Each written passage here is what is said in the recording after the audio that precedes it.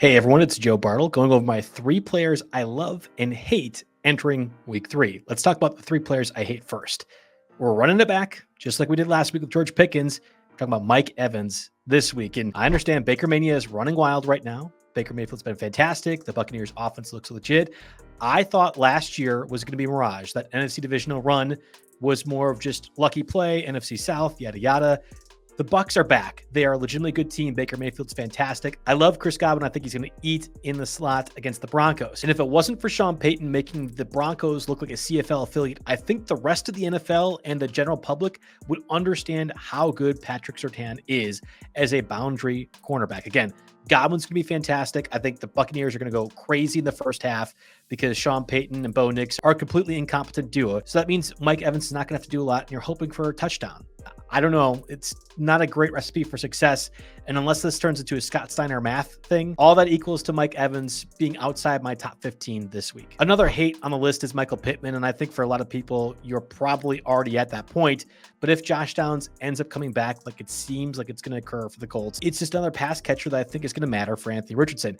There's something wrong in Indianapolis. I don't know if it's Shane Steichen, who I tend to like as a head coach. I don't know if it's Anthony Richardson just not being a very good quarterback like some people thought he was going to be last year. But whatever the reason, it's been a brutal start for the Colts. And more importantly, Jonathan Taylor's been fantastic. He's averaging 5.4 yards per carry. If I'm the Colts and I want to win this game, and they need to, if they have any shot at a playoff spot this year in the AFC, you have to utilize Jonathan Taylor, not only because he's a really good player and the most functioning, relevant player on that offense, because the Bears defense and Jalen Johnson are really good and are really turnover happy and are great at exposing bad quarterback play like what Richardson has done through the first 3 weeks. I think Michael Pittman is one of those players that I would be fading if I could at all. And if I had a hot waiver wire pickup like Juwan Jennings with Deebo Samuel out, or even Carson Steele for the Chiefs, I would consider him a flex over Michael Pittman. He's way outside my top 28 this week. Finally, for my last player I hate, it's probably the one that I've gotten most wrong at this point. If you have at all listened to my content in the past, you understand that I am a Devon Achane hater. Or more importantly, I thought his ADP was completely off. I thought he would be sharing time with Raheem Mostert.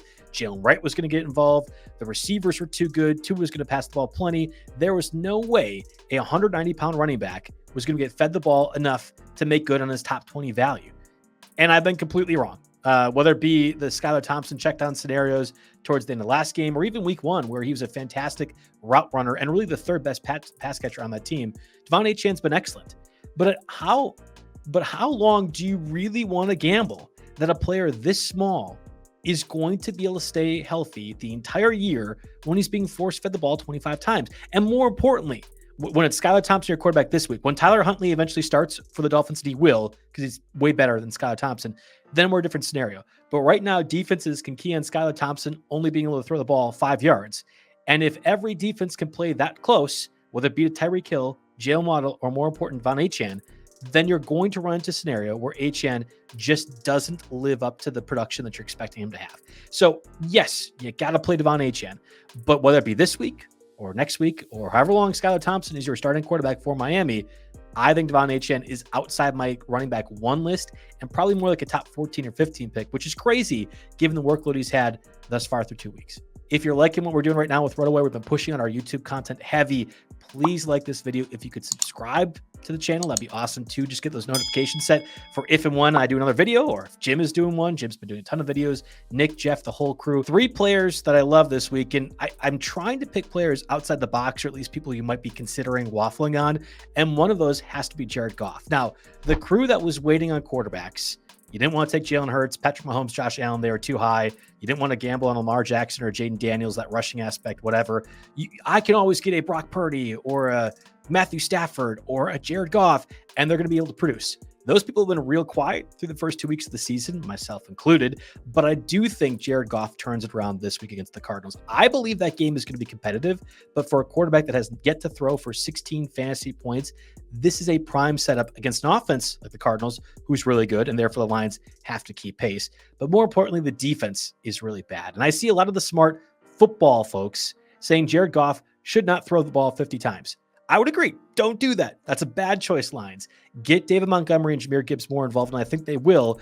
But when that happens, and that's the counter adjustment I assume Ben Johnson, who's a smart guy, offensive coordinator for the Lions, will make, you're going to see Jared Goff be more successful. This is a prime opportunity for him to be fantasy relevant once more, and I think Jared Goff is at minimum a quarterback 7 this week. The Packers are allowing 142 rushing yards per game. You're talking to a Packers fan.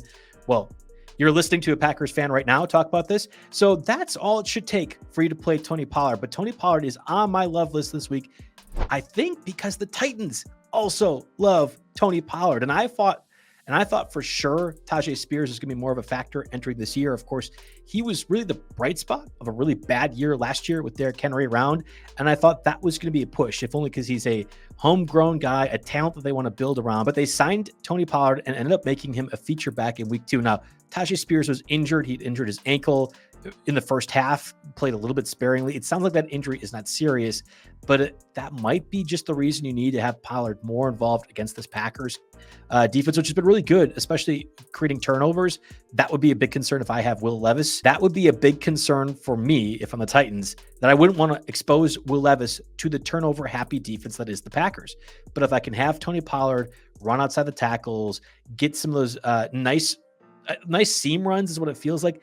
That's the optimal situation, especially if Malik Willis is your starting quarterback another week, and you know what the game plan is for Josh Jacobs and company. It's going to be low scoring. I think it's going to be run heavy. It might be under 3-hour game once again, but Tony Pollard is going to be fantasy relevant, and I would imagine he's a top 18 play at minimum, and probably one of the better anytime touchdown bets if you could find those out there moving forward for week 2. My favorite player, or at least the player I love the most this week, is probably one that is on a lot of people's radar, but let's just underscore the reality that we're seeing. There are 2 players that I would go out and acquire today at cost or a little bit higher. Chris Godwin, who we talked about earlier in relation to Mike Evans, but he's been a revelation in the slot for the Buccaneers, and Brock Bowers, who's been an absolute gold mine if you waited at tight end. And think about the tight end options that were around that range. Evan Ingram, David Njoku, Pat Freiermuth, Dallas Goedert.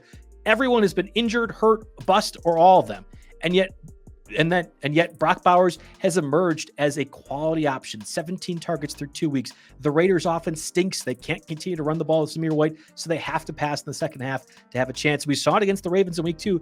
Brock Bowers against a really good linebacking crew with Roquan Smith there and everyone else kind of keying in on Devontae Adams. Brock Bowers was able to thrive. I think this Raiders offense, because they're so dumb and want to get the running game more involved than I think they should or is necessary, Brock Bowers is going to be a mainstay. And for me, moving forward, at minimum, a top 5 play against this Panthers defense. And I think Andy Dalton's going to make them a little bit more gamey in offense. Brock Bowers is like a tight end 3 this weekend. I expect for the rest of the season is right up there, above a Travis Kelce, above a Mark Andrews, maybe even above a Sam Laporta. Brock Bowers is going to be a consistent fantasy factor. And so long as you're not in a dynasty league, if you're talking redraft, he'd be somebody I would be trying to acquire today, knowing what his average ADP was during draft season, that round 8 or round 9. You might be able to scoop him up for that cost this week, but you won't any further. Brock Bowers is going to be a top 5 fantasy tight end moving forward.